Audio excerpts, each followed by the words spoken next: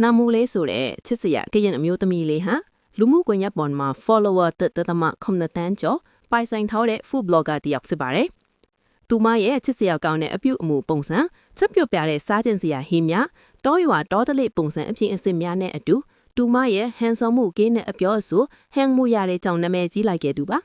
။နာမူလေးဟာသူမရဲ့အမျိုးသားနဲ့လက်ထပ်ပြီး9လအကြာပါချစ်စရာတားလေးတူပိုင်ဆိုင်ခဲ့တဲ့သူတယောက်ပါ။နာမူလေးက food blogger အဖြစ်ကိုဝဲနဲ့လည်းအလုပ်လုပ်ခဲ့တာကြောင့်သူမရဲ့ပရိသတ်တွေကသူမကိုပိုအားပေးခဲ့ကြတာပါ။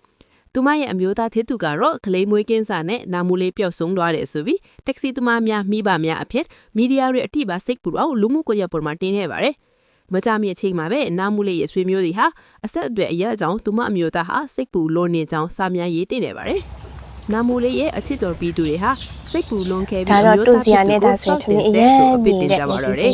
။ခရီးမွေးပြီးကစားမိခင်တွေဖြစ်တဲ့ baby blue ခဲခါနေကြောင်းခလေးရဖခင်ဖြစ်သူဟာဇနီးကိုဂယုမဆိုင်တာကြောင့်အခုလိုမျိုးအိမ်ပေါ်ကဆင်းတာဖြစ်နိုင်ကြောင်းအပြင်ရိုးသားတဲ့အနာမူလေးကိုဂယုမဆိုင်တဲ့အမျိုးသားကိုတန်တရားရှိနေကြောင်းစတဲ့အဖြစ်ပြောဆိုမှုတွေထားသင်ခဲ့ရတာပါ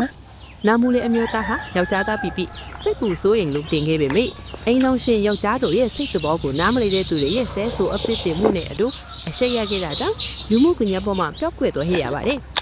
နာမူလေးရဲ့အဖြစ်လားဂယုမဆိုင်စိတ်ပူအောင်လုပ်တဲ့နာမူလေးကိုလည်းအလမဲမင်္ဂလာပါရှင်ဒီနေ့နားမှာတော့